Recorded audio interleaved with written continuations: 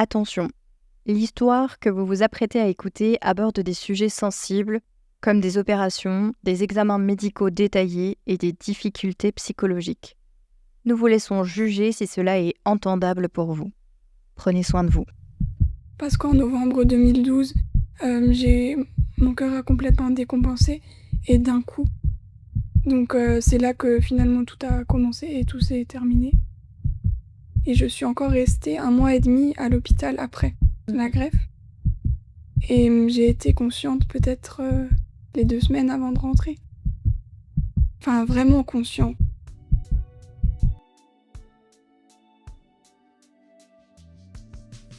Bienvenue sur Cœur battant, le podcast qui fait battre le cœur de ceux qui vivent, de près ou de loin, avec les pathologies cardiaques. Nous sommes Mylène et Fanny, 2 sœurs unies par une histoire extraordinaire. L'une a soutenu, l'autre a survécu grâce à une greffe du cœur. Dans chaque épisode, nous vous invitons à plonger dans des récits authentiques et émouvants, à rencontrer ceux qui ont traversé des épreuves et ceux qui les accompagnent, le tout éclairé par les avis précieux de professionnels de la santé. Notre mission ? Vous donner les clés pour mieux comprendre, mieux vivre et mieux accompagner les pathologies cardiaques, tout en tissant un lien de confiance entre patients, aidants et soignants. Parce qu'ensemble, nous sommes plus forts et plus résilients. Nous vous invitons à nous rejoindre pour un nouvel épisode. Installez-vous confortablement. C'est parti!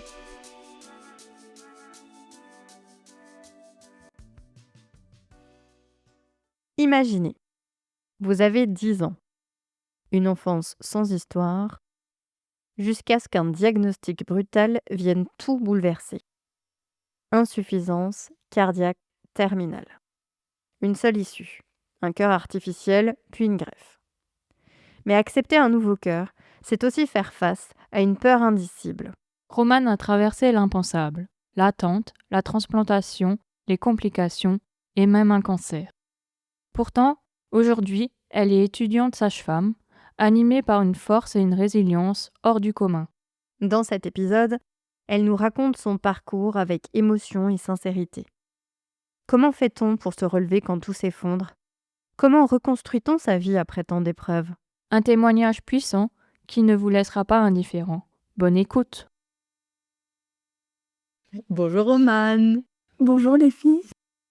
Merci d'être venue jusqu'à nous aujourd'hui pour enregistrer ton épisode. Merci à vous de m'avoir invitée. Avec plaisir. Alors, on va tout de suite rentrer dans le vif du sujet et je vais te demander de te présenter.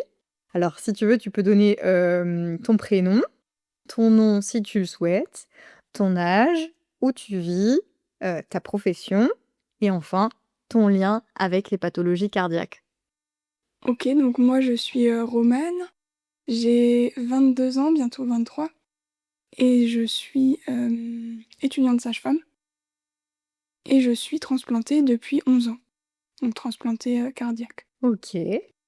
Alors, pour remonter au tout début de ton histoire, on va parler de ta naissance, justement.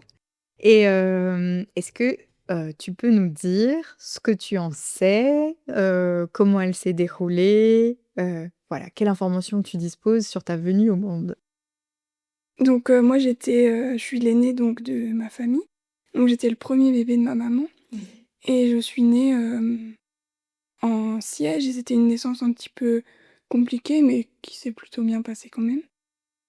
Et à la naissance, j'étais complètement hypotonique, et donc on a détecté rapidement que j'avais une myopathie congénitale, donc une maladie musculaire qui était déjà là, dès la naissance, quoi. Oui. Et du coup, dans ta vie intra-utérine, Déjà. probablement aussi, Voilà. mais c'était pas décelable, je pense, avant la naissance. Exactement.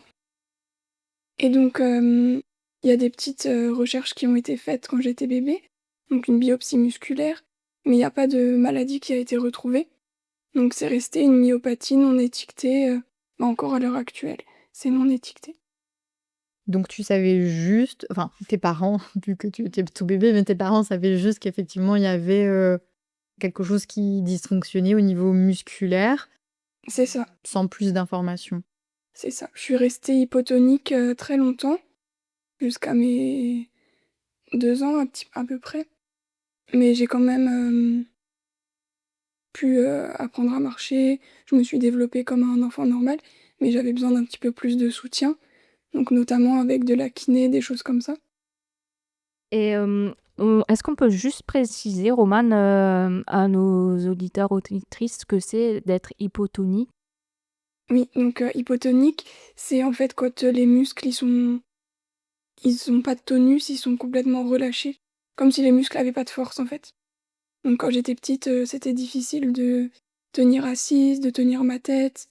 Marcher, c'était un petit peu plus difficile que pour un autre enfant aussi. Tes muscles n'étaient pas aussi musclés qu'un enfant ordinaire. Ouais, c'est ça. Suite à ça, est-ce que dans ton enfance, tu avais un suivi médical? Est-ce que tu pourrais du coup nous en dire plus?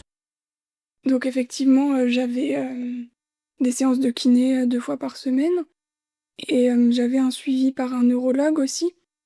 C'est donc eux qui avaient fait, à l'époque la biopsie, et qui ont cherché à étiqueter la maladie. Mais c'était un suivi qui était assez espacé. J'avais des rendez-vous une fois tous les ans parce que, ben, voilà, c'était juste pour, voir comment je me développais, être sûre que je me développe bien, que j'ai pas de retard et c'était le cas, donc il y avait pas besoin de plus. Et donc à ce stade-là, est-ce que vous saviez déjà, enfin surtout tes parents, est-ce que tu savais déjà que tu étais malade, du cœur? Non, du coup, il y avait pas de retentissement, cardiaque. J'avais une endurance qui était normale, j'allais vraiment au même rythme que les autres enfants, donc il y avait pas d'inquiétude, à ce niveau-là et j'avais pas de suivi, cardiaque non plus, Juste neuro alors? ouais, vraiment juste neuro global. D'accord. Et dans ton enfance, pour, au niveau côté neuro, est-ce qu'ils t'avaient fait du coup des examens ou? J'avais fait donc la biopsie, une IRM, un électroencéphalogramme et on avait proposé aussi un électromyogramme, mais je l'avais pas fait, parce que c'est les petites aiguilles qu'on met Oui. dans les muscles. Ouais.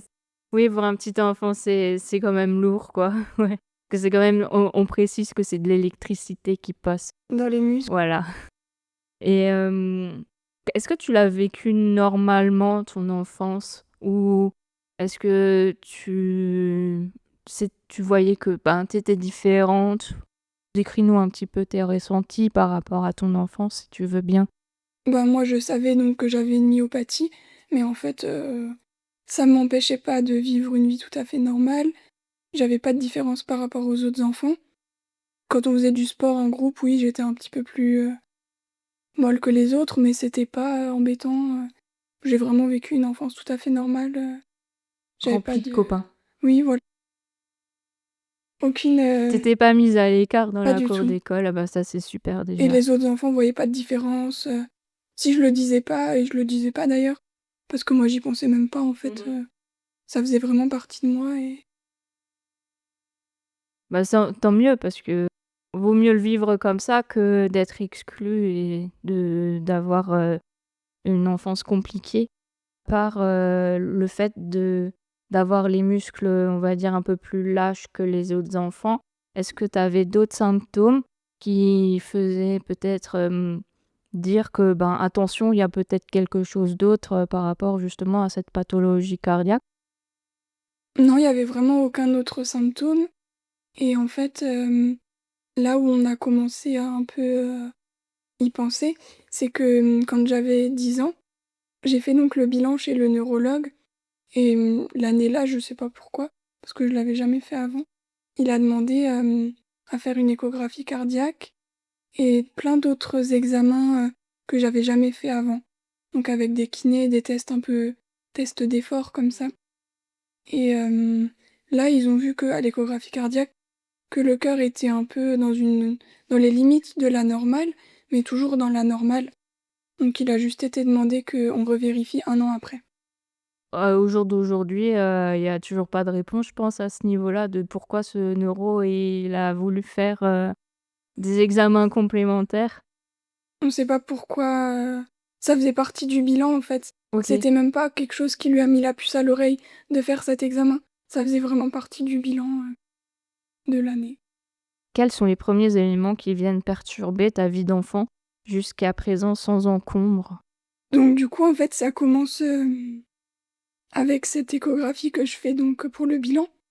Donc ça, c'est en janvier 2012 et en fait, on devait donc vérifier 1 an après, refaire une échographie et on n'a pas eu le temps de la faire parce qu'en novembre 2012, j'ai mon cœur a complètement décompensé et d'un coup. Donc c'est là que finalement tout a commencé et tout s'est terminé. Et est-ce que tu peux juste expliquer ce que c'est, un cœur qui décompense pour qu'on puisse un peu s'imaginer, en fait, ce que tu as vécu? Donc les symptômes, c'était que en tout cas pour moi, hein, c'était que, j'avais très mal au ventre et comme si j'avais une gastro, en fait et j'étais essoufflée, mais moi je me rendais pas compte parce que, ben, quand on est malade, style gastro, on est fatigué, donc moi je me rendais pas compte de ça et donc au bout d'une semaine où j'étais tellement malade, on est allé aux urgences et en fait, en voyant l'ordonnance, de l'échographie que je devais refaire, c'est là qu'ils ont tilté qu'il y avait peut-être un problème cardiaque et en fait, ces maux de ventre, c'était parce que le foie arrivait plus à pomper, enfin, il y avait un excès de sang, dans le Ouais. foie Il apparemment, était, trop gros trop gros, ouais. et c'est ça qui faisait mal au ventre. Comment vont s'enchaîner les événements? Si tu veux bien, nous expliquer du coup suite à cette découverte et à ta décompensation, heu, je pense que, ça va aller très rapidement et je te laisse nous expliquer tout ça.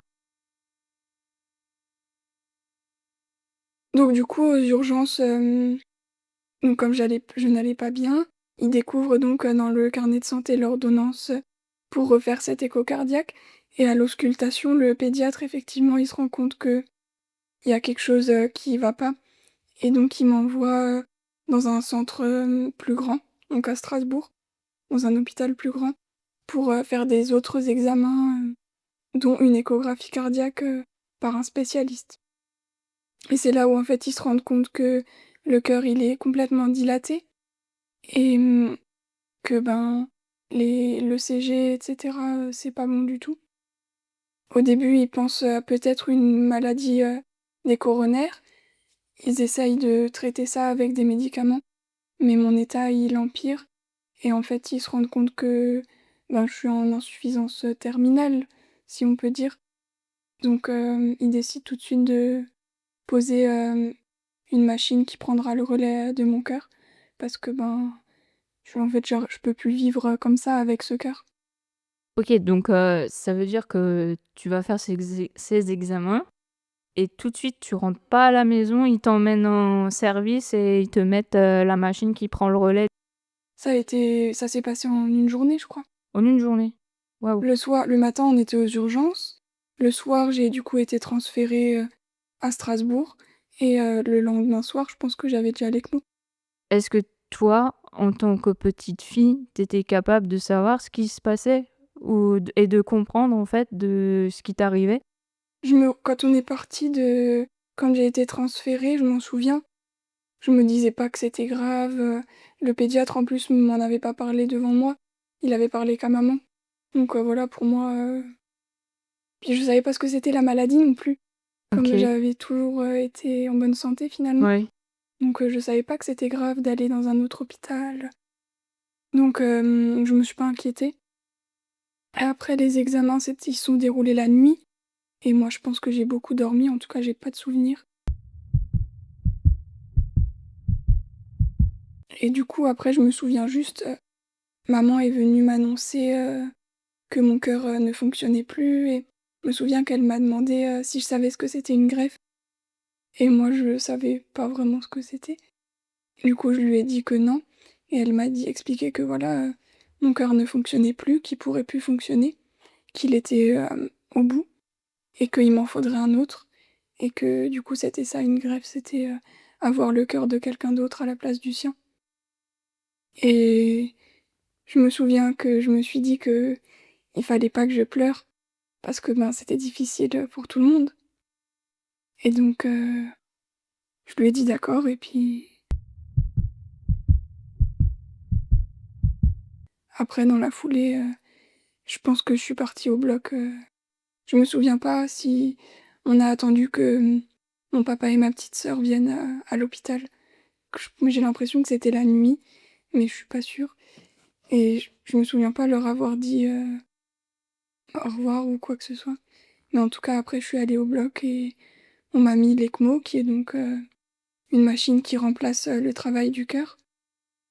Et c'est une machine avec laquelle il faut qu'on soit dans le coma. Donc on est endormi comme une anesthésie.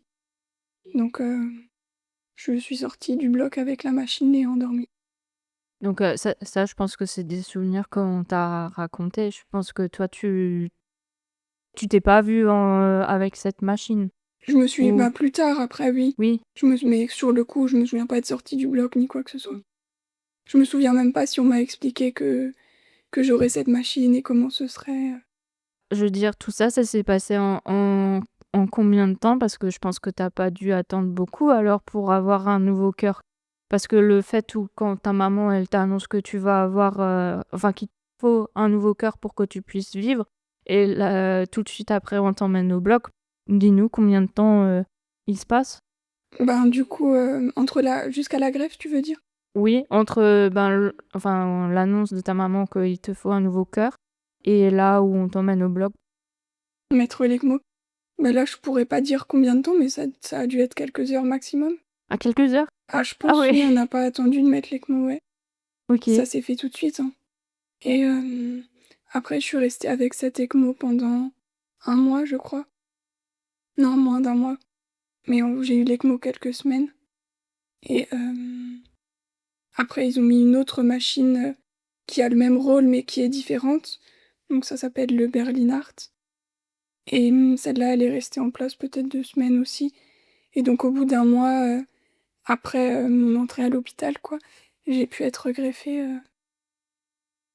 Donc, Et moi, j'ai une question, c'est, est-ce que pendant toute cette durée, donc quand tu es partie au bloc pour qu'on te pose l'ECMO, donc la machine qui prend le relais, du coup, un peu de ton cœur, parce qu'il pouvait plus faire, le travail.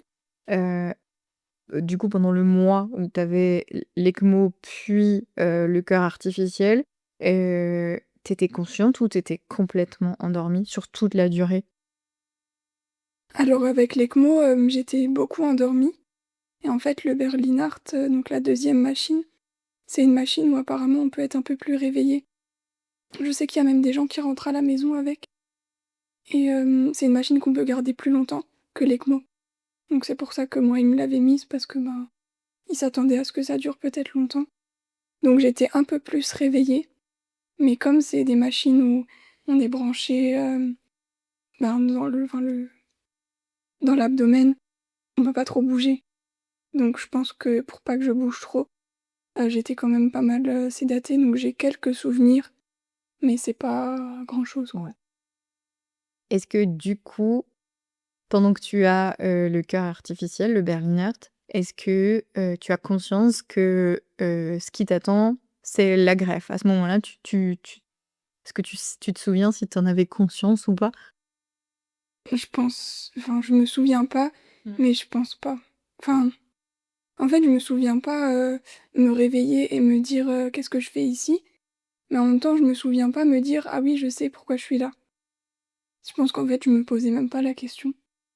Ça, c'est la sédation, les médicaments qui font qu'on se pose pas de questions, je pense. Est-ce qu'on peut rappeler à quel âge tu avais du coup? Moi, j'avais 10 ans Ouais, tu avais 10 ans quand tous ces événements-là se sont enchaînés.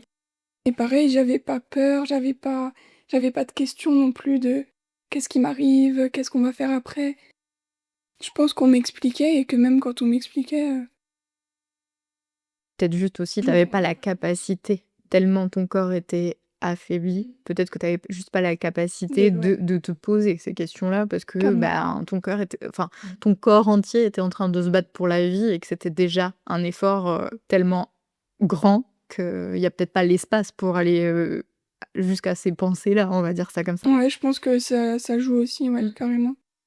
Est-ce que tu veux bien nous raconter ton parcours de greffe, du coup, de cœur? Parce qu'au final, après ce Berliner, arrive quand même une bonne nouvelle, c'est qu'il y avait un cœur disponible pour toi. C'est ça. Donc,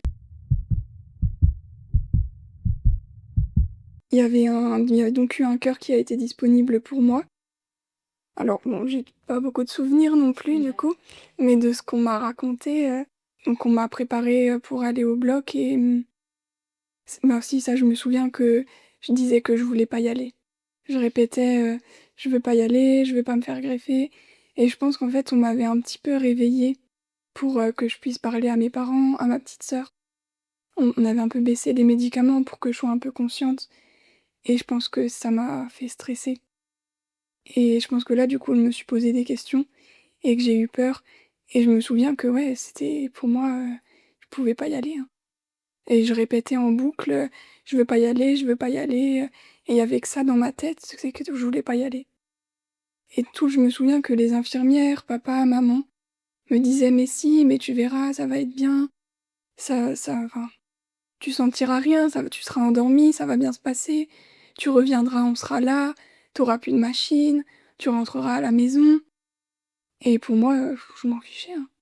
Je voulais pas et donc je sais pas comment ils ont fini par, me pousser dans le bloc, mais en tout cas, j'y suis allée. Est-ce que tu peux nous dire pourquoi tu voulais pas y aller, justement? Ouais et ben, c'est vrai que j'ai pas pensé de le dire, mais il y avait une explication et j'ai fini par le dire à mes parents, justement. C'est que je leur disais, «Mais je veux pas y aller, je veux pas y aller, j'ai peur que les personnes que j'aime, ne soient plus dans mon cœur si on me le change» et bon, c'est ridicule quand on y pense, mais vraiment c'était ça qui me faisait peur et du coup, papa m'a répondu, que, ben, voilà, les gens qu'on aime, ils sont pas dans notre cœur, mais dans notre âme et que ça changerait rien. Donc quand il m'a dit ça, ça m'a apaisée, je pense et je pense qu'ils m'ont aussi un peu mis des calmants, mais ça m'a détendue. Je me suis dit: «OK, c'est vrai, Mmh. il a raison». Et donc du coup, au final, tu décides quand même d'y aller jusqu'au bloc. Qu'est-ce qu'on te raconte ensuite? Je pense pas que tu aies des souvenirs. J'ai des souvenirs, mais qui sont, voilà, juste je me souviens de voir les couloirs et je me souviens quand on m'a endormie par contre. Ça, je Ouais, me souviens quand c'était ils ont injecté le produit, plutôt les sensations du coup que ça ouais. t'a fait peut-être, Mmh. dans ton corps? Mais après, quand je me suis réveillée, ça, je m'en souviens pas du tout Mmh. et pendant 2-3 jours après la greffe, on n'a pas le droit d'avoir de visite. Bon ça, tu le sais mieux que moi du coup, parce que tu l'as peut-être vécu plus consciemment que moi. Mais du coup, je sais pas si mes parents sont venus ou pas. Je pense qu'ils sont restés derrière le sas, enfin dans le sas, juste pour me voir visuellement. Mais moi, j'ai aucun souvenir de ça, et en fait, de toute façon, moi, je suis revenue du bloc avec l'ECMO. Alors, est-ce que tu peux nous dire, alors déjà, est-ce que c'est logique de revenir du bloc avec l'ECMO ou pas? Et est-ce que tu as connaissance d'un petit peu comment s'est passée, en fait, l'opération de ta greffe cardiaque?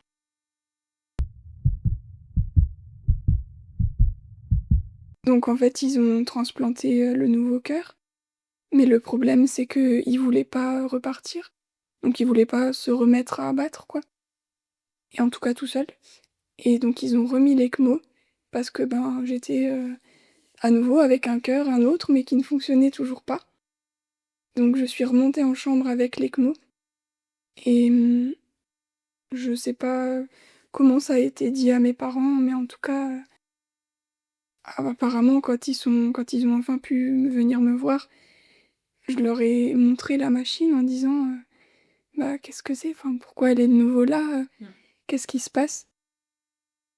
Oui, en plus, surtout que tes parents, ils t'ont dit avant, l'opération, «Tu plus la machine, tu verras, ça va être bien» et du coup, je pense que tu devais être hyper déçue, de ce souhait justement de se débarrasser de la machine qui t'aide à vivre et de vivre, sans cordon à un truc artificiel, en fin de compte, on va dire. Et je pense que c'est vrai que quand on est petite comme ça, on se dit: «Ben mince, j'ai autre chose à faire, quoi». je sais pas comment toi tu l'as vécu, mais si tu as, des petits souvenirs, de ce que tu as vécu, tu pourrais peut-être le partager aussi? Je me souviens que, ouais, j'étais hyper déçue, que je leur ai montré la machine vraiment déçue, dégoûtée, quoi. Mais je n'ai pas plus de souvenirs que ça. Et c'est marrant que j'étais dégoûtée parce qu'en fait, je me souviens pas que la machine m'embêtait tellement. Mais je me souviens que j'étais déçue qu'elle soit de nouveau là, quand même. Et du coup, qu'est-ce qui se passe, ensuite? Est-ce qu'on te l'enlève au final cette machine? Est-ce qu'on va te l'enlever? Est-ce qu'il y a d'autres, rebondissements dans ton histoire? Ils ont décidé d'enlever la machine parce que je la supportais plus. Ça saignait tout le temps, je retournais tout le temps au bloc, pour qu'ils fassent des sutures parce que, ben, ils arrivaient plus en fait à réguler les médicaments qui fluidifient le sang et cetera.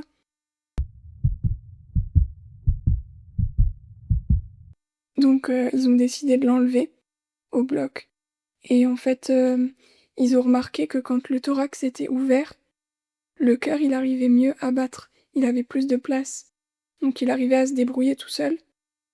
Donc ils ont décidé d'enlever la machine, mais pas refermer le thorax. Donc je suis remontée en chambre avec, le thorax ouvert et un pansement, pour, fermer.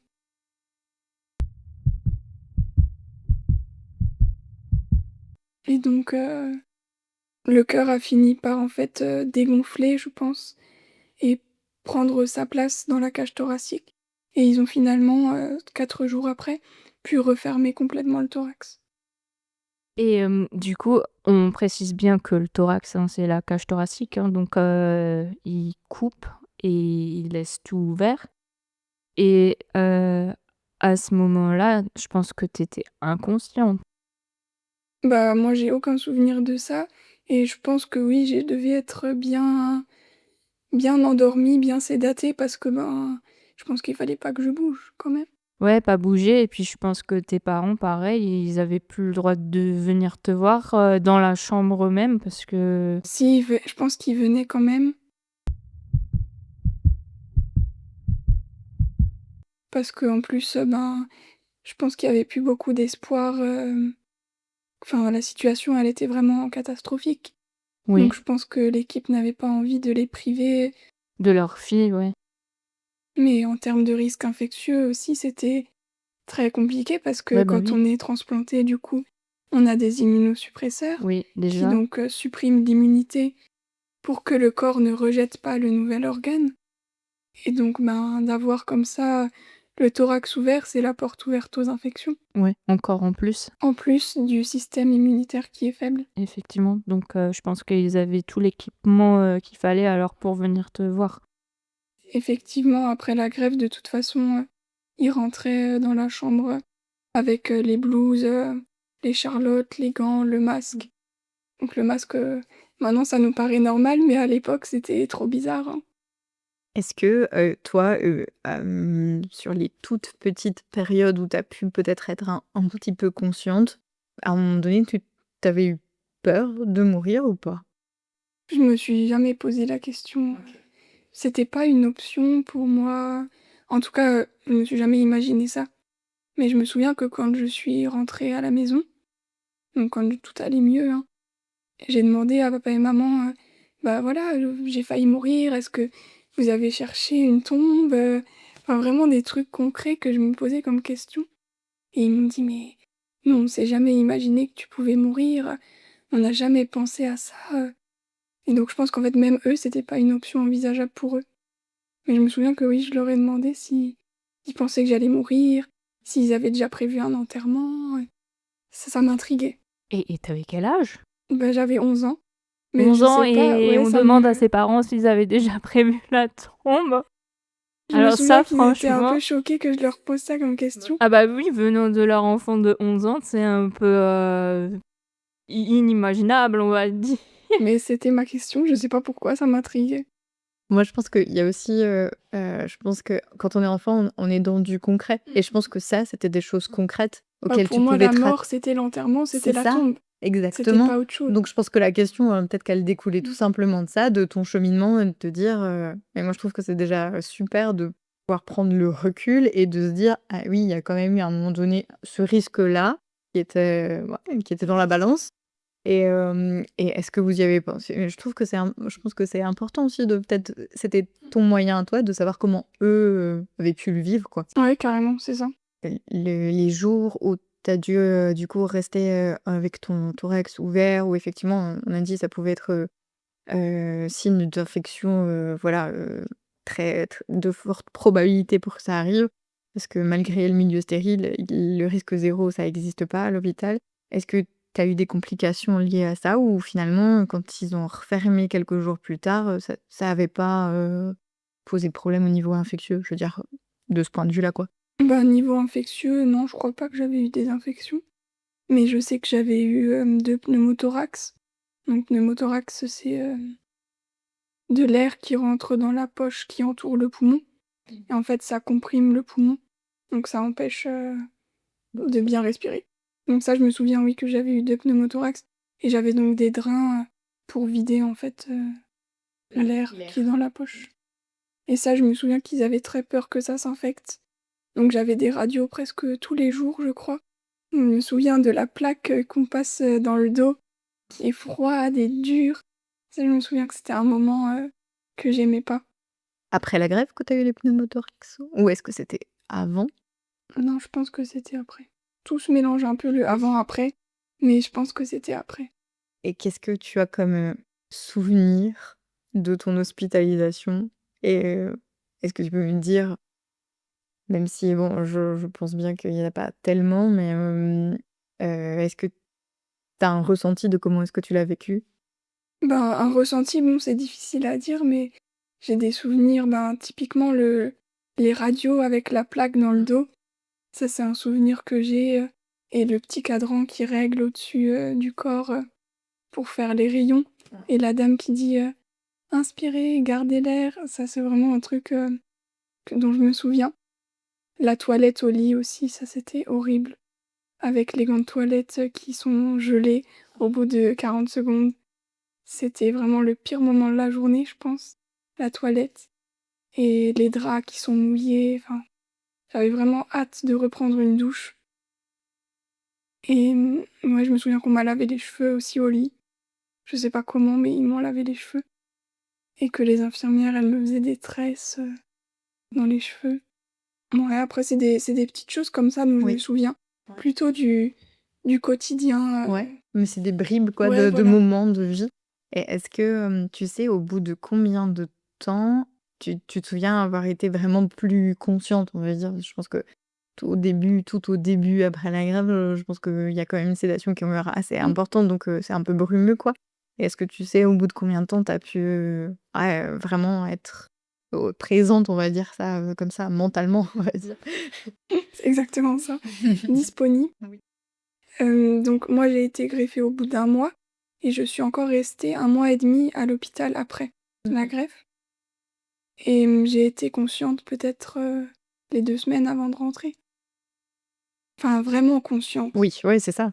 et marcher, enfin me lever du lit, marcher, c'était la semaine avant de rentrer et prendre une douche, c'était peut-être 2 jours avant de rentrer. Ah! Ah beh. 2-3 jours. Mais le temps me paraissait beaucoup plus long, hein. J'ai l'impression d'avoir été consciente 1 mois, et de m'être douchée des dizaines de fois, mais en vrai, non.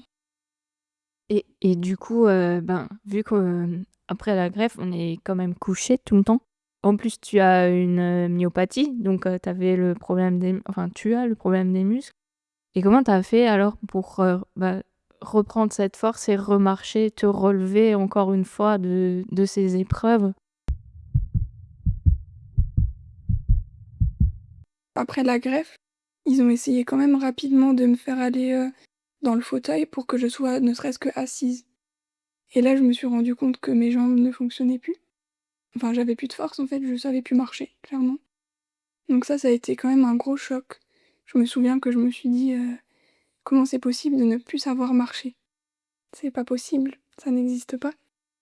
Et aller au fauteuil, je détestais ça parce que c'était dur, enfin le fauteuil était dur, en fait, ça faisait mal au dos, aux fesses, parce que j'avais perdu énormément de poids. Et je me souviens que c'était même dur de rester assise et de pas avoir mon corps qui tombait en avant. J'avais une peur bleue de tomber du fauteuil, en fait. Et j'ai fait de la kiné au lit d'abord, donc avec des exercices couchés dans le lit. Et après, les 2 semaines avant que je rentre, ils essayaient de me lever. Enfin, ils essayaient, oui, ils me levaient tous les jours. Et ouais, peut-être une semaine avant que je rentre, ils me faisaient me déplacer avec un déambulateur. Comme pour les petites mamies, mais pour les enfants, quoi. Donc pareil, je me suis dit: «Ah OK, ça existe un truc comme ça». Et c'était super difficile de soulever le déambulateur pour avancer.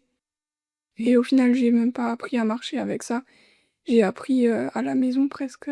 Je suis rentrée à la maison encore en fauteuil roulant et voilà, je marchais derrière le fauteuil, je me tenais au mur, aux chaises, et puis c'est revenu un peu tout seul.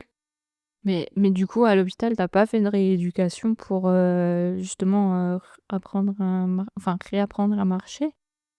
Il y avait les séances, tous les jours, la Ouais. kiné qui passait dans la chambre, mais c'était pas de la rééducation, proprement parlée, quoi. Mais et après, ils t'ont même pas envoyé en centre de Non. rééducation, pour, justement reprendre du muscle et refaire, on va dire, remuscler le cœur qui, du coup, lui, au passage, a pris aussi, hein, on va dire? Ben non, parce qu'en plus j'étais enfant et tous les centres n'acceptent pas les enfants, je pense. Et du coup, c'est le seul qui acceptait, ben, c'était à Strasbourg. Et moi, être hospitalisée, encore alors que ça faisait déjà 3 mois que j'étais à l'hôpital, qu'il y avait quand même le risque infectieux aussi, dont on avait très peur. Ben, au final, j'ai pas fait de rééducation, vraiment dans un centre de rééducation. Est-ce que, tu penses avoir, vécu, enfin, est-ce que tu as ressenti qu'avec ta greffe cardiaque, tu as ressenti un changement en toi ou un changement, d'identité ou ouais, un changement quoi, dans ta personne?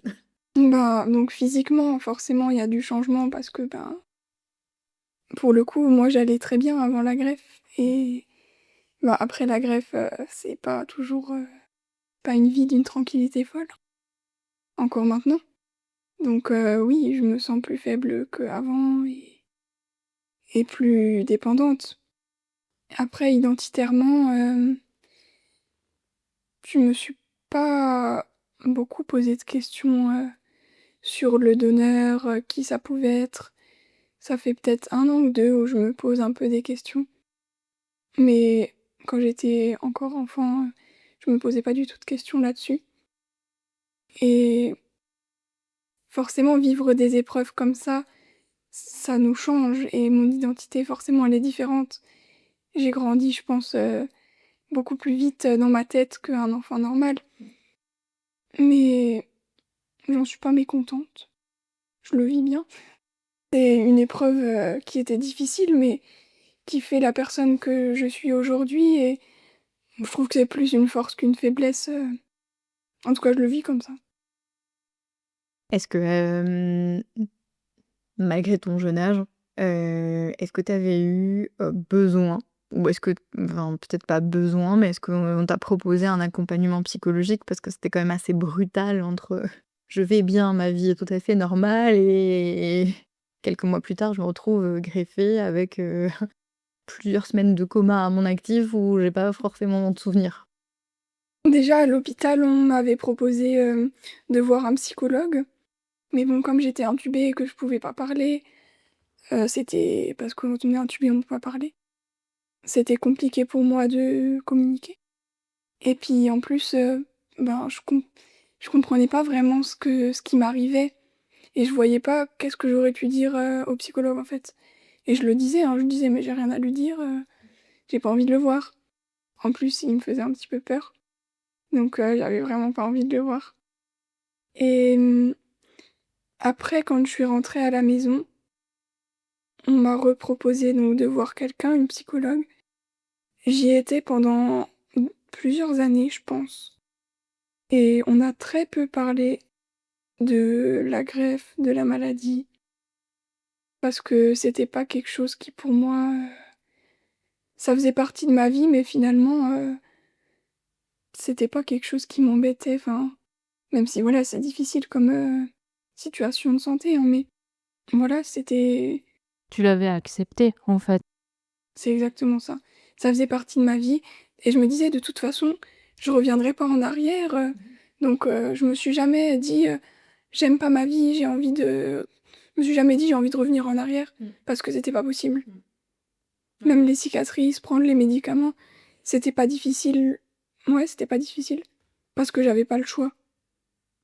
Donc j'ai jamais mal vécu ça et oui, la psychologue, au final, je lui parlais plus de ce qui se passait à l'école que de ce qui se passait dans ma vie, «médicale» entre guillemets. Alors justement quand tu rentres, à la maison, j'imagine qu'il y a beaucoup de changements dans ta vie. Parce que c'est un peu, un changement, total d'hygiène de vie, si je veux dire ça. Peut-être qu'il y a d'autres changements auxquels je pense pas, mais est-ce que tu peux nous raconter comment c'était? Comment tu as vécu ton retour, chez toi? Et ben, mon retour, chez moi, du coup, ça s'est bien passé. Mais du coup, aujourd'hui, je vois une autre, psychologue. Ça fait depuis 4 5 ans, je pense. Ouais, 6 ans peut-être même. Et en fait, j'ai demandé à y retourner. J'avais fait une petite pause pendant 3 4 ans. J'ai demandé à y retourner et et enfin, pour le coup, là, je lui parle de mes difficultés, en termes de santé et que des fois, c'est pas facile. Je lui parle aussi de ma vie, à l'école de sage-femme, de voilà, enfin, je lui parle de tout. Mais du coup, là, je ressens vraiment le besoin d'avoir un soutien beaucoup plus que quand j'étais petite. J'ai vraiment des choses à lui dire et j'y vais toutes les 2 semaines et toutes les 2 semaines, j'ai des choses dont j'ai besoin de lui parler, et je me verrais pas, continuer sans parce que c'est quand même pas évident comme vie. C'est hyper prenant, enfin, je dis toujours, c'est comme si on avait une vie, notre vie, médicale avec tous les problèmes de santé, tout le suivi à faire et une vie, personnelle, normale, de personne normale et c'est difficile d'avoir une double vie. Quels sont les changements dont tu te souviens, quand tu es retournée chez toi à la maison? Qu'est-ce qui t'a le plus marqué quoi, enfin ton retour chez toi? Parce qu'au final tu retrouves en fait des repères qui te sont connus, mais je sais pas, est-ce que toi tu te sens changée,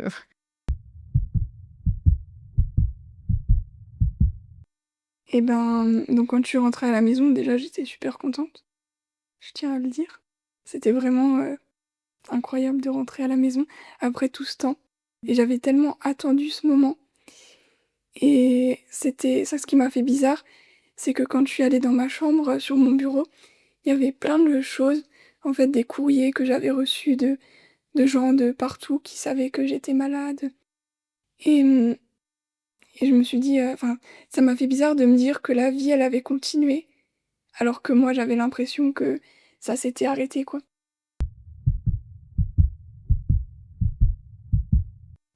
Parce que du coup, j'étais endormie pendant 3 mois et pour moi, ben, ces 3 mois, ils existaient pas et en fait, de rentrer à la maison, de voir qu'il y avait plein de choses qui avaient bougé, je me suis dit: «Ah ouais, donc en fait, pour tout le monde, la vie, elle a continué, pas pour moi». Donc ça, c'était très bizarre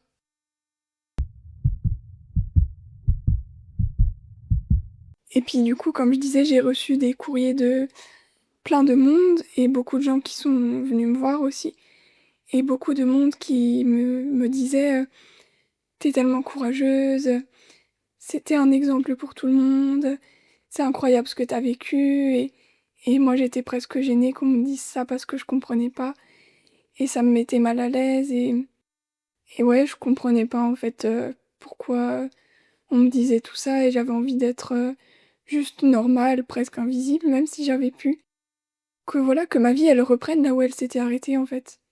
Même si voilà, j'étais maintenant greffée, avec plein de changements dans ma vie, j'avais envie d'avoir une vie, normale. est-ce que, tu peux nous raconter, comment enfin, quels étaient, les gros changements dans le quotidien qui sont liés à une greffe cardiaque? Parce qu'il y a quand même beaucoup de choses à respecter, je pense. Effectivement, donc concrètement, en termes d'hygiène, on n'a pas fait beaucoup de changements parce qu'on était déjà très carré avant, je pense et par contre, les médicaments à prendre tous les jours, Donc du coup, on a acheté un petit pilulier pour tout bien ranger et à heure fixe.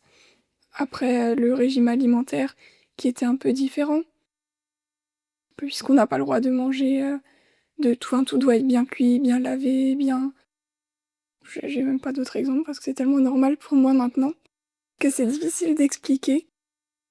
Donc effectivement, je pense qu'il y a, enfin minimiser au maximum justement les risques d'infection. C'est sûr. Donc ouais, tout désinfecter, je pense. Après, ça va presque de soi, mais effectivement avoir, une maison, propre, lavée et voilà, des choses comme ça, c'est anodin pour toi, mais c'est hyper important parce que il y a une bactérie qui traîne et ben c'est voilà, c'est ça. C'est c'est pas chouette quoi, pour ce qui t'attend, ensuite. Après, c'est quand on allait, rendre visite à des gens ou quand des gens venaient, au début, donc on me disait, on m'avait dit que je devais pas faire la bise et bon, pareil, ça paraît logique, enfin, ça paraît pas bizarre maintenant après le covid, mais à l'époque, moi, j'étais trop saoulée de pas pouvoir faire la bise comme tout le monde, de pas pouvoir dire bonjour normalement, quoi. Et puis, pareil, si quelqu'un était malade, alors, je pouvais pas y aller, enfin, c'était assez contraignant quand même, de se dire, voilà, si on est invité à une fête et que il y a des risques que des gens soient malades, on n'ira pas. Donc ça a un impact aussi, dans ta vie sociale parce que même si tu es enfant, je veux dire, on a envie d'être en relation avec les autres, quoi. Et puis je pense d'autant plus quand on est enfant. Parce que, les enfants sont souvent malades et ils jouent ensemble, ils se C'est transmettent les ça. trucs. C'est surtout très proche, quoi, parce qu'en C'est ça. fait, c'est pas comme un adulte où on a des conversations, on n'est pas obligé de se coller, mais les enfants, c'est, bah, on va se chamailler, on va se courir après, on va se enfin, c'est normal, quoi. Exactement. Du coup, est-ce que ça, tu as souvenir que tu en as quand même un petit peu, souffert, pâti, je sais pas quel Ouais, mot est c'était le un plus peu pénible, juste? quoi. Ouais. Est-ce que alors même si c'est pas une priorité, je pense dans le contexte là, quel était ton rapport du coup à l'école? Parce qu'au final, une enfant, de 11 ans, ça va à l'école. Donc, comment ça se passe quand, Moi, j'avais qu'une hâte, c'était rentrer à la maison et retourner à l'école. Donc c'était vraiment mon objectif, numéro 1 une fois que j'étais à la maison, c'était de retourner à l'école. Moi, je m'imaginais pouvoir y retourner tranquillement, au mois de mai, alors que j'étais sortie de l'hôpital en février. Donc du coup, on m'a très vite dit que ce serait pas possible. Donc j'ai été très déçue, mais en vrai, j'aurais pas pu y retourner parce que j'étais encore trop faible. Mais du coup, j'ai pu faire l'école à la maison. En plus, c'était des profs de mon collège qui venaient à la maison. Donc c'était super chouette, d'avoir des gens que je connaissais et puis qui me parlaient de mes camarades aussi. Et puis du coup, on se passait des petits messages quoi avec la classe. Donc c'était chouette. Le prof parlait de moi aux autres. Et du coup, en septembre, de l'année d'après, j'ai pu retourner à l'école et comme j'avais pu faire l'école à la maison, j'ai pas eu besoin de redoubler. Donc ça, j'ai été contente aussi, de pas redoubler. justement encore une question concernant, tes camarades. C'était quoi, l'accueil du coup de tes camarades? Enfin, je pense que voilà, tu avais peut-être des amis avec lesquels tu étais plus proche donc Heu, voilà, comment ça sont passés, les moments de retrouvailles avec, tes camarades les plus proches et comment est-ce que tu as pu expliquer peut-être avec tes mots ce qui s'était passé? Et du coup, en fait, c'est pas moi qui ai expliqué parce que, quand j'ai été hospitalisée, après, enfin tout de suite, au début, Mmh. mes parents ont dit que voilà, je reviendrais pas à l'école et du coup là, je pense que c'est les infirmières scolaires qui étaient allées dans la classe pour expliquer, ce que j'avais, que je reviendrais pas à l'école et que, voilà, expliquer ce qui se passait, pourquoi j'étais absente. Et du coup, tout le collège quasiment, plein de classes du collège m'avaient écrit des petits mots, fait des dessins, des choses comme ça pour me l'envoyer. J'avais reçu un jeu de société aussi, je crois et et après quand je suis retournée moi-même à l'école, du coup, j'avais pas eu à expliquer ce qui se passait, parce qu'ils savaient déjà en fait, et j'avais revu certaines copines, tout de suite en rentrant de l'hôpital Et il y a pas eu de retrouvailles, je sais qu'elle était même venue me voir à l'hôpital, mais du coup, moi, je m'en souviens pas trop. Mais elle, je pense qu'elle s'en souvient. Mais du coup, oui, il y a pas eu de retrouvailles particulièrement spectaculaires. Mais voilà, on se voyait, elle venait chez moi me tenir compagnie avant que je puisse retourner à l'école. Tu reprends à peu près une vie normale, la vie scolaire, la vie à la maison et suite à tout ça, on a encore des suivis ou est-ce qu'on est un petit peu plus tranquille? Et ben, du coup, non, j'avais encore, pas mal de suivi, à l'hôpital. Alors la fréquence, je me souviens plus exactement, mais je sais que je crois que j'avais des biopsies tous les mois à faire dans les premiers temps et puis, j'allais pas mal à l'hôpital, parce que j'avais une cicatrice qui était pas cicatrisée complètement, des petits bobos comme ça à droite à gauche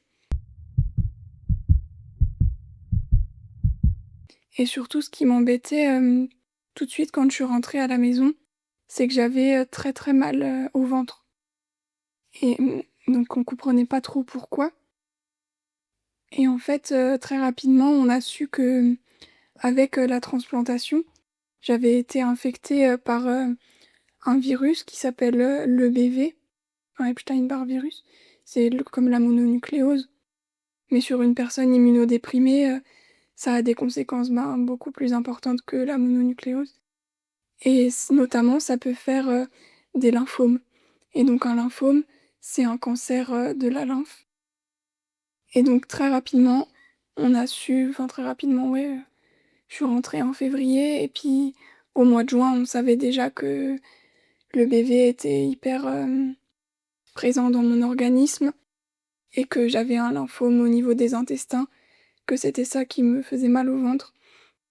Donc j'ai fait des examens, une coloscopie en fait pour voir, les intestins comment ils étaient et j'étais quasiment en occlusion, donc tellement c'était gonflé, comme une tumeur, à peu près et au mois d'août, j'ai donc eu les premiers traitements, de chimiothérapie. Donc c'était une chimio qui faisait pas perdre les cheveux. Donc j'ai pu aller à l'école quand même avec des cheveux en septembre. J'ai eu 6 cures, de cette chimio et en fait, il restait encore, du lymphome. Donc j'ai eu une deuxième chimio en octobre-novembre, je pense, qui elle, par contre, m'a fait perdre les cheveux. Donc j'ai dû aller à l'école, sans cheveux, donc j'avais un petit bonnet, en plus c'était l'hiver donc pas trop pas trop cool de d'avoir le crâne, complètement nu et donc ouais, j'ai eu 4 cures de cette chimio-là, donc jusqu'en décembre quasiment. Et du coup, est-ce que tu peux, nous dire, comment tu vis l'annonce de ce lymphome après toutes les épreuves que tu as déjà vécues? Toi, en tant que, je veux dire, tu es rentrée, tu étais hyper contente, tu voulais aller à l'école, on te dit non, tu étais déçue et en juin, on te dit: «Bon, voilà, tu as ça encore en plus». Comment on accepte ou comment on le vit, le fait d'avoir une annonce encore aussi cruelle à encaisser, quoi? Et ben, l'annonce en soi de la pathologie, enfin, du fait que voilà, j'avais un cancer, un lymphome, c'était pas en fait, j'étais tellement mal au poing, j'avais tellement mal au ventre. J'ai passé un été, pliée en 2 dans mon lit tellement j'avais mal. J'avais de la morphine, enfin, des médicaments hyper forts, que j'avais en plus du mal à supporter parce que j'étais tellement amaigrie que, tout était difficile, en fait, j'arrivais pas à manger. C'était un cercle vicieux, et douloureux et donc l'optique d'avoir des traitements qui m'enlèveraient cette douleur, c'était pas dur à accepter parce que ce que je vivais, c'était tellement difficile et j'avais pas trop compris non plus que c'était un cancer. Donc ça m'a pas choquée. On m'a dit: «Voilà, tu auras des traitements, faudra venir à l'hôpital, c'est une injection, sur plusieurs heures et puis après tu rentres chez toi». Je me suis dit: «OK».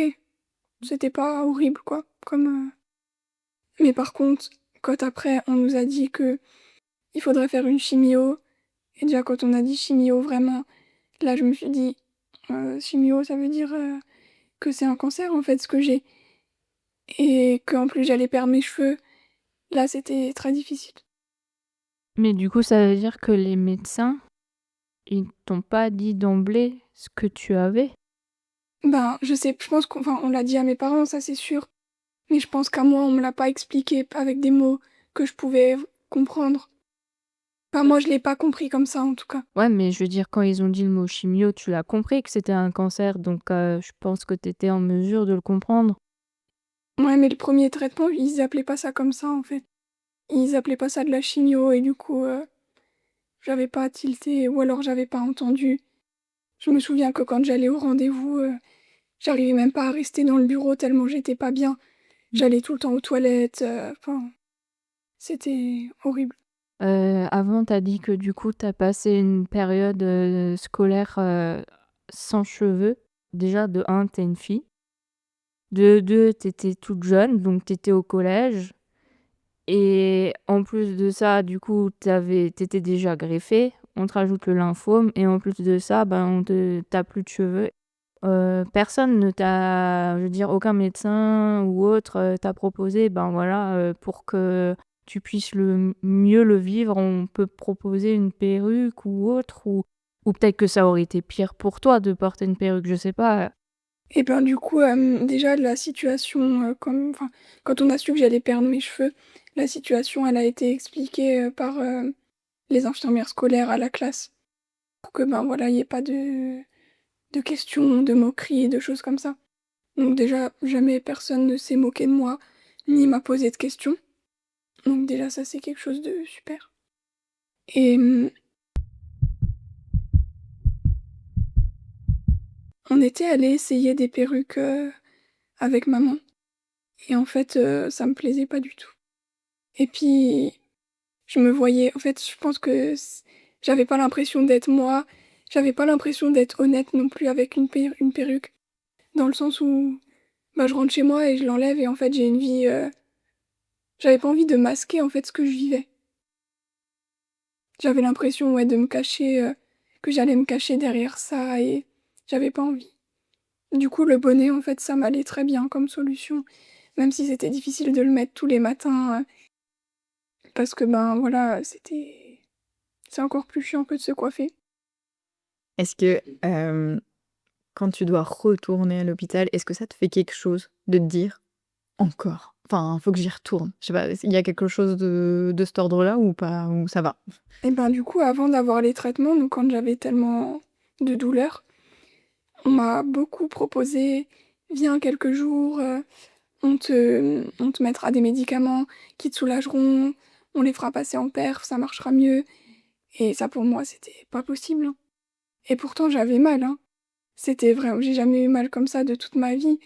Je veux dire, c'est indescriptible comme douleur mais non, retourner à l'hôpital, c'était pire que tout, je pense. Donc j'ai toujours dit non. Donc j'avais les traitements, bah, à prendre en cachet, quoi. Mais ouais, retourner à l'hôpital, pas y dormir en tout cas. La journée, il y a pas de souci, mais y dormir, c'était hors de question. Est-ce que tu as été, pendant la durée de ton traitement pour le lymphome, est-ce que tu as une fois été hospitalisée du coup en oncologie? Est-ce que c'est quand même pas évident, enfin j'imagine, j'ai jamais mis les pieds, j'avoue, dans un service d'oncologie, encore moins pédiatrique, mais du coup, tu es face à d'autres enfants qui ont d'autres, cancers. Est-ce que ça t'a marqué? Enfin, Ouais, c'est vrai que c'était pas évident, surtout les premières fois où j'y suis allée et comme le premier traitement en plus me faisait pas perdre mes cheveux, voilà, j'avais mal mais j'étais physiquement normale et quand je voyais tous ces petits enfants, tous du coup chauves, avec le visage, ben, très gonflé par la cortisone, c'était en fait, c'est un autre monde, hein et c'est une telle souffrance, pareil des enfants qui étaient, ben, pliés en 2 comme moi, enfin ouais, c'est un peu l'apocalypse, en fait. Quand on rentre dans le service, d'hôpital de jour, c'est on n'a pas envie d'y rester et on et j'ai été hospitalisée, dans le service, du coup, d'hospitalisation complète une fois parce que en fait, pour faire les chimios, il faut mettre une chambre implantable.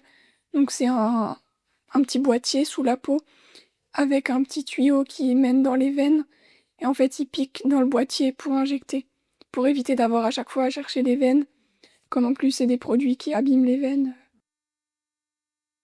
Quel était après, après les différents traitements de chimio que tu as eus, c'était quoi ton rapport, au corps?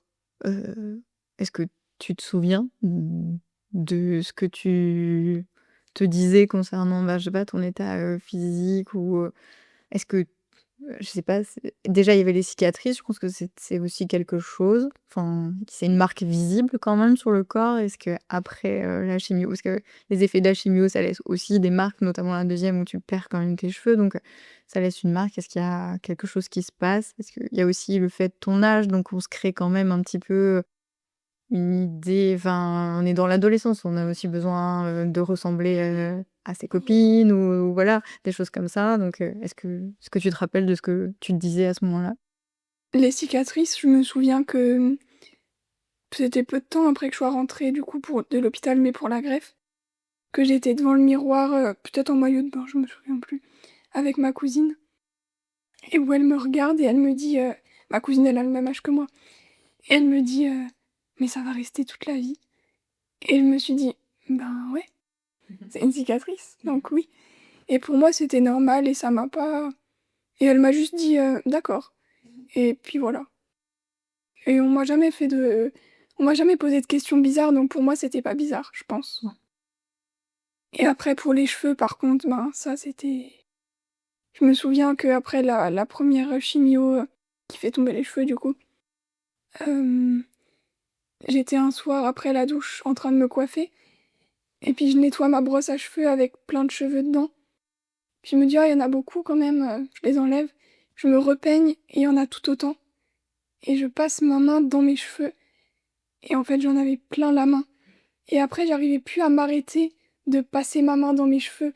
Enfin c'était comme, je sais pas comment expliquer mais j'arrivais plus à m'arrêter d'arracher mes cheveux en fait.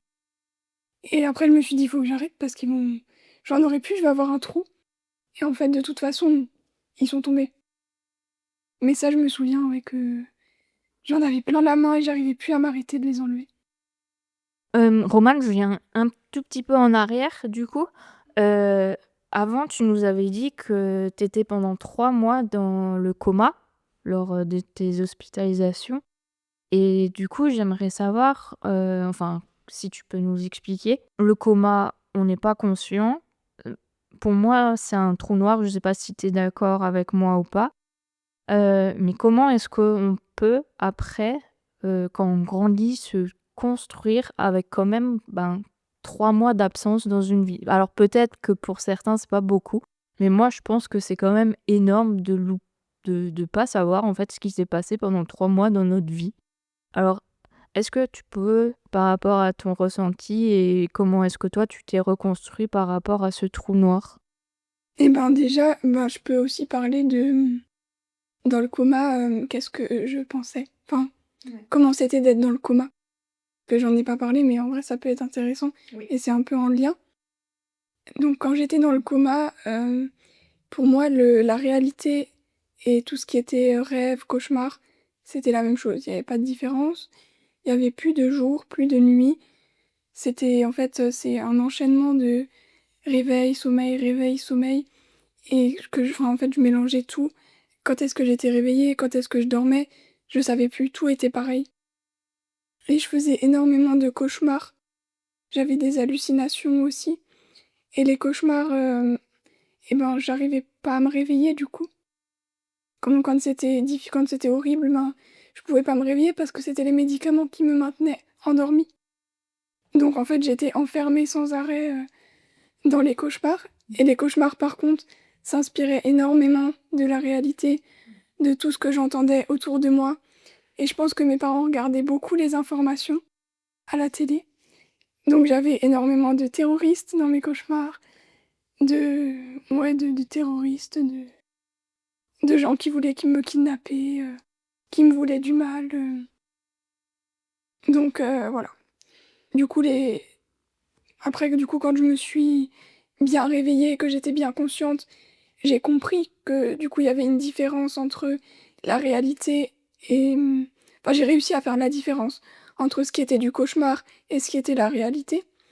Et c'est là où je me suis rendu compte qu'en fait, j'avais un trou noir dans ma vie, où j'avais pas été là, où j'avais pas eu de lien avec les autres non plus, et où la vie des autres avait continué, comme je disais avant, alors que la mienne, bah, elle était entre parenthèses. Et donc ça, c'était très difficile quand je suis rentrée à la maison, parce que ben, je savais pas en fait, ça m'a un peu fait une entaille dans mon identité pour le coup, parce que je savais pas si je devais être la même personne qu'avant. Enfin, c'était vraiment bizarre comme sensation de se dire que ta vie, elle s'est arrêtée, elle a complètement changé, mais en même temps, t'es la même personne qu'avant. On n'a pas l'impression d'être la même personne, mais pourtant, on est quand même la même personne. C'est super difficile à expliquer. Et je me souviens aussi que j'avais même du mal les premiers mois à me reconnaître sur les photos. Et c'est trop bizarre, mais je voyais des photos de moi plus petite et même des photos récentes, et où je me disais, ah, c'est qui? Et ah, mais c'est moi en fait. Et c'était très étrange de pas se reconnaître. Et j'en avais parlé de ça à la première psy que j'étais allée voir, en lui disant que ben voilà, c'était difficile pour moi de pas avoir de souvenirs, comment est-ce que je pourrais les récupérer. J'étais vraiment dans cette envie de recoller en fait les deux bouts, de combler ce trou, et je trouvais pas comment faire. J'ai demandé à ce qu'on me raconte tout ce qui se passait, et mes parents ils me racontaient des choses, mais c'était pas ce que moi je pensais. Ils en savaient rien de ce que je pensais. Et puis la deuxième psy que je suis allée voir, donc des années après, hein, je lui ai reparlé de tout ça. Et en fait, elle m'a dit, mais tu sais, tu te souviens de rien probablement parce que tu vivais rien. Dans le sens où j'ai pas de souvenir de ce que je pensais, parce que vraiment, je pensais pas. Je dormais. Et en fait, bah, son explication, elle m'a satisfaite. Et du coup, ça me pèse un peu moins, ce trou noir. Aujourd'hui, même si j'ai pas les deux bouts qui sont complètement joints, ben, ça me pèse moins. Et puis, j'ai de la matière pour combler aussi avec bah, les souvenirs qu'on m'a racontés. J'ai quand même des souvenirs qui me sont revenus après aussi, après coup. Même longtemps après, j'avais comme des réviviscences, des flashbacks, quoi. On me racontait quelque chose et puis en fait, les images, elles me reviennent. Et il y a pas longtemps, j'ai aussi revu par exemple une infirmière qui s'occupait de moi. Et quand elle m'a appelée dans la salle d'attente, quand elle m'a dit Romane, et ben là, ça m'a... Enfin, voilà, mon corps, il s'est vraiment serré et je me suis mise à pleurer. Et après, j'ai compris que c'était quelqu'un que je connaissais. Et en fait, c'est comme si mon corps, il l'avait reconnu avant que mon esprit le reconnaisse, quoi. Et c'était vraiment... J'arrivais même pas à lui parler. Et voilà, elle m'a dit ah, ça me fait trop plaisir de te revoir. Et moi, j'étais tellement émue et en train de pleurer que j'ai même pas pu lui dire ah ben, moi aussi, ça me fait trop plaisir. Et sa voix, ouais, c'était... L'effet que sa voix, elle me faisait, c'était incroyable. Bah non, mais du coup, ouais, c'est toutes ces petites choses qui font que finalement le trou, il s'est un peu colmaté, quoi. J'en profite pour faire un rebondissement sur la voix. Parce que du coup, j'ai bien remarqué que ta voix n'était pas, peut-être pas ta voix, on va dire, initiale ou ou ta voix que tu avais. Est-ce que tu peux nous expliquer le lien entre ta voix actuelle et la transplantation cardiaque? Donc déjà, quand moi je suis rentrée de l'hôpital après la greffe, j'ai tout de suite vu que ma voix n'était pas normale. Que c'était pas la voix que j'avais avant, en tout cas. Et donc après, bah, j'ai été intubée déjà très longtemps. Après l'intubation, j'ai aussi eu une trachéotomie. Donc c'est un trou qu'on fait dans la gorge et dans la trachée pour mettre la sonde directement, pas avoir à passer par la bouche. Et, et donc ça, c'est des choses, surtout l'intubation, qui en fait peuvent blesser les cordes vocales et ça altère la voix. Donc moi, on m'a dit que bah voilà, c'était ça, c'était l'intubation. et la trachéotomie qui avait peut-être un peu blessé mes cordes vocales et que c'est pour ça que ma voix n'était pas comme avant. Donc j'arrivais plus à crier, j'arrivais plus à chanter, parler aigu, j'arrivais pas. Enfin voilà, plein de petites choses qui sont un peu pénibles, mine de rien. Oui. Et au final, bon, je me suis fait une raison, même si ça m'agaçait quand même un peu. Et en fait, il y a peut-être 3 ans, je suis allée chez l'ORL, mais pour complètement autre chose, pour un problème de bouchon d'oreille. Et il m'a dit: «Mais votre voix, elle est pas normale, vous parlez tout le temps comme ça». Et je lui ai dit: «Ben, maintenant vous le dites, effectivement, je m'en suis longtemps plainte, mais oui, je parle tout le temps comme ça». Et du coup, il a regardé mes cordes vocales et en fait, après plusieurs, examens, on s'est rendu compte que j'avais une corde vocale paralysée et donc on n'a pas d'explication vraiment de pourquoi, mais parfois c'est quand ils transplantent le cœur, le nerf qui guide les cordes vocales, il passe juste devant et donc en fait, ça peut léser ce nerf. Donc on a dit que c'était probablement ça et on m'a proposé de faire, de l'orthophonie. Donc j'en ai fait pendant 2 ans, je pense et les résultats étaient pas là, pas vraiment là. À se escompter, on dirait. Voilà, pas en tout cas très satisfaisant. Et du coup, on m'a proposé de faire une opération qui consiste à injecter en fait des produits dans la corde vocale pour la gonfler et faire qu'elle récupère sa mobilité. J'ai eu botox et acide hyaluronique. Et en fait, cette opération, c'était donc en février de cette année. Et la rééducation après l'opération est très longue. Bon, je le savais pas parce que sinon, je sais pas si je l'aurais fait. Mais au moins, j'ai testé. Mais du coup, je suis encore en phase de rééducation en fait, avec de l'orthophonie du coup. Donc c'est pour ça que ma voix elle est très fluctuante et très grésillante. Oui, c'est pas Celle que ma tu aimerais avoir, voilà, mais elle est en train de se réparer. voilà, exactement. Mais comme ça, au moins, on a On a l'explication. l'explication. Je ne suis pas malade, Voilà, c'est ça. Tu n'es pas malade. je n'ai pas le rhume. Exactement. Alors, j'ai une autre question qui était: est-ce que ton choix, de métier, le métier de sage-femme que tu as choisi, a été influencé par ce que tu as vécu, dans ta jeunesse? Alors, pas du tout. Les gens, ils sont souvent déçus quand je dis que ça n'a aucun rapport, mais ça n'a aucun rapport. Et en plus, quand j'étais hospitalisée, tout le monde me disait: «Ah, tu feras des études de médecine, tu bien, tu feras médecine». Et moi, je leur disais: «Mais ça va pas, jamais je ferais ça, j'ai envie de rentrer chez moi déjà là, j'ai pas envie de travailler à l'hôpital, j'ai plus envie d'aller à l'hôpital». Et au final, bon, bah, c'est ce que je fais. Je retourne au CHU, tous les jours quasiment. Mais quitte à y aller jusqu'à la fin de ma vie, autant que voilà, avec plaisir. Et donc du coup, ouais, ça n'a aucun rapport. Est-ce qu'aujourd'hui, donc ça va faire, un peu plus d'une dizaine d'années que tu as eu, ta greffe cardiaque.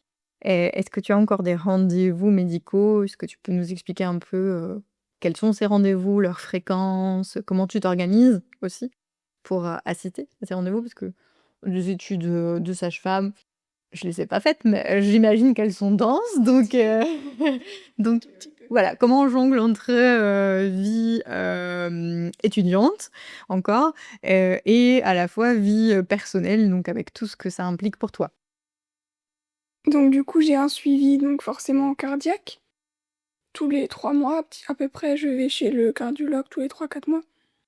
On fait à chaque fois une échographie, un ECG, des fois je fais une radio du thorax aussi.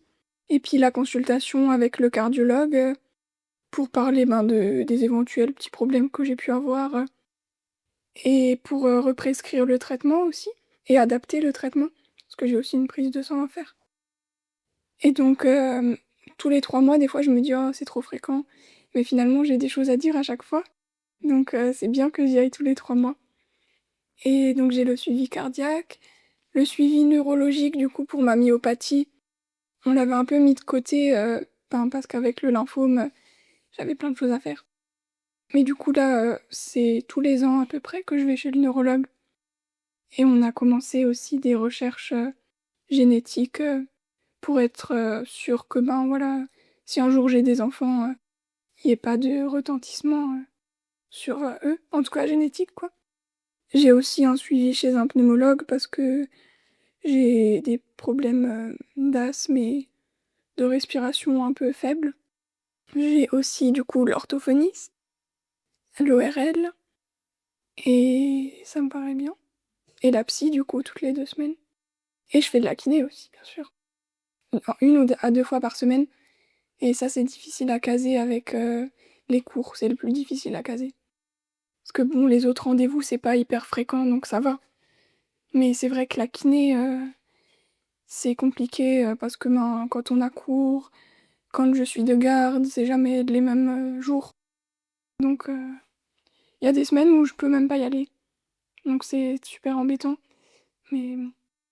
Est-ce que tu sais si tu peux, une fois entré en fait dans ta vie, professionnelle, quand tu auras terminé tes études, c'est surtout ça. Est-ce que tu sais si tu pourras aménager ton temps de travail, en regard de tes examens médicaux qui vont pas s'arrêter en fait du jour au lendemain? Donc, est-ce qu'il y a possibilité de faire ça? Et ben, en tout cas, je connais des sages-femmes qui ont des soucis de santé et qui ont pu aménager leur temps de travail. Donc je pense que ça va pouvoir se faire. Et c'est vrai que je me vois difficilement travailler à 100%. Je pense que ce serait bien que je fasse du 80%. Déjà parce qu'en termes de fatigue, ben, quand on est transplanté, c'est quand même... On est très souvent fatigué. Et puis tous les rendez-vous, bah, faut bien les caser quelque part, quoi. Donc pour ça aussi, ce sera bien que j'ai pas un temps plein. Mmh. Et et voilà, après le travail de nuit, c'est aussi quelque chose qui est très difficile pour moi. Pareil, parce qu'en termes de fatigue, c'est trop. J'arrive pas à récupérer, quand je fais une nuit, voilà. Même si je dors la journée, avant, c'est trop, j'arrive pas à récupérer.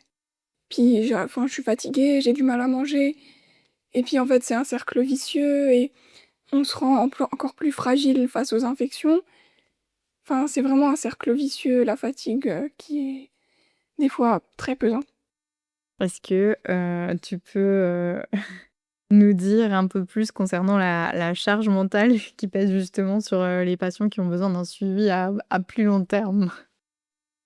Et bah, ça nous fait acquérir des compétences de secrétariat parce que vraiment, c'est entre les papiers à envoyer, les dossiers à faire et puis les rendez-vous à prendre, y penser, c'est vraiment très prenant. Mais bon, on n'a pas le choix donc mais ouais, c'est une charge mentale quand même, importante. Qu'est-ce que tu aimerais, faire passer comme, message, soit à des enfants parce que tu as vécu, aussi quelque chose en étant encore enfant, soit peut-être même, aux parents ou à des aidants, qui pourraient vivre des parcours, identiques ou passer par des étapes qui seraient ressemblantes, aux tiennes? Et ben, je sais pas si j'ai vraiment un message à faire passer, mais en tout cas, les enfants, enfin, je me rends compte, moi, au vu de comment j'ai réagi quand j'étais enfant, qu'ils ont des ressources dont on s'imagine pas. Et je pense parfois même encore plus qu'un adulte. Probablement parce qu'ils se posent moins de questions, déjà. Ils ont pas non plus tous les soucis du quotidien à gérer par rapport à un adulte. Et puis parce que souvent, bah, ils sont accompagnés par leur famille. Et moi, c'était mon cas. J'ai jamais été seule. Enfin, voilà, mes parents et ma petite sœur et même mes autres proches, on est... Enfin voilà, j'ai toujours été extrêmement soutenue et accompagnée. Et finalement, le poids de la maladie, ben encore maintenant, hein, je le porte pas toute seule. Et c'est vrai que des fois, juste de se faire conduire à son rendez-vous, c'est une toute petite chose, mais ça fait du bien parce que on n'est pas juste tout seul à y aller dans la voiture et à être puni d'aller à son rendez-vous. Enfin, ouais, ça porte un petit peu le poids avec moi, quoi. Moi, j'aimerais juste, encore, te demander, est-ce que quand on est greffé, on peut dire qu'on est guéri ou pas? Ben, maman, elle me dit toujours «Tu pas malade» et ça, c'est pas vrai parce que, enfin, non, je suis pas aussi malade que quand j'avais mon lymphome Je suis pas aussi malade que quand j'étais hospitalisée pour la transplantation, mais pour moi, c'est une maladie chronique. On a des rendez-vous tout le temps, on prend des médicaments tous les jours, toute notre vie. On doit faire attention sans arrêt à pas tomber malade, à anticiper le moindre petit. On devient hyper vigilant sur notre état de santé. Et la fatigue, oui, on n'est pas malade, mais on n'est pas guéri. Après, dans mon cas, en plus, comme avant j'allais très bien et que ça c'est finalement mon état est moins bien qu'avant la greffe, entre guillemets, et moi voilà, je me sens pas comme quelqu'un de guéri. Mais c'est vrai que des personnes qui avaient des insuffisances cardiaques pendant longtemps avant la greffe, je pense que la greffe ça leur change la vie et ils récupèrent une qualité de vie incroyable. Mais c'est vrai que pour moi c'est un peu tout le contraire finalement. Merci pour ce témoignage. Pour finir, Romane, qu'est-ce que tu retiens de positif dans tout ce parcours que tu as vécu en tant que petite fille, adolescente et jeune fille? C'est difficile à dire, c'est ouais, ce que ça m'a apporté en termes de personnalité, de caractère, de positivité aussi. Finalement, y a rien qui est grave par rapport à ce que j'ai pu vivre et et ouais, je suis quelqu'un, je pense, je sais que j'ai confiance en mes capacités dans le sens où y a rien qui me fait peur comme épreuve. Je me dis que tout est surmontable, que tout passe. Ça, c'est quelque chose que je me dis souvent. C'est que même quand il y a quelque chose qui est difficile, ça finit par passer. C'est temporaire et on serre les dents et puis ça finira par aller mieux et la vie, elle est faite de hauts et de bas et ouais, c'est quelque chose qui m'a vraiment, que m'a vraiment appris mon parcours. On devient plus fort. Oui, carrément.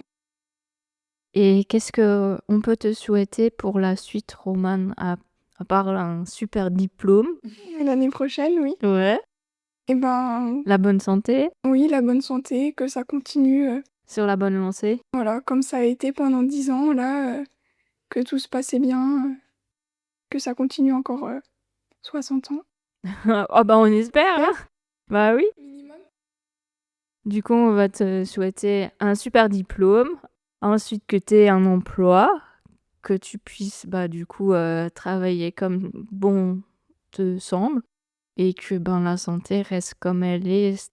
Moi, je te souhaite que du bonheur pour la suite, Romane. Et je te remercie énormément pour ton témoignage qui était très touchant. Merci beaucoup à toutes les deux de m'avoir accueillie dans le podcast et puis de m'avoir écoutée. Et puis merci à tous ceux qui écouteront le podcast aussi. Merci, Romane. Merci beaucoup, Romane. Au revoir. Au Au revoir. revoir. Merci infiniment, Romane, d'avoir partagé avec nous ton histoire bouleversante avec autant de sincérité et de force. Ton témoignage nous rappelle à quel point la vie peut basculer en un instant, mais aussi combien la résilience humaine est puissante. À travers ton regard d'ancienne patiente et d'étudiante sage-femme, tu nous offres une perspective unique sur la maladie, la greffe et l'après, avec ses doutes, ses peurs, mais aussi ses victoires. Tu nous as parlé de ce cœur que tu ne voulais pas laisser partir, de cette greffe qui ne s'est pas déroulée comme prévu, du combat contre un cancer qui est venu s'ajouter à l'épreuve. Et pourtant, malgré tout, tu es là aujourd'hui, prête à prendre soin des autres avec une force incroyable. Merci pour ce partage intime, poignant et inspirant. On te souhaite le meilleur pour la suite et on espère que ton témoignage résonnera auprès de ceux qui t'écoutent aujourd'hui.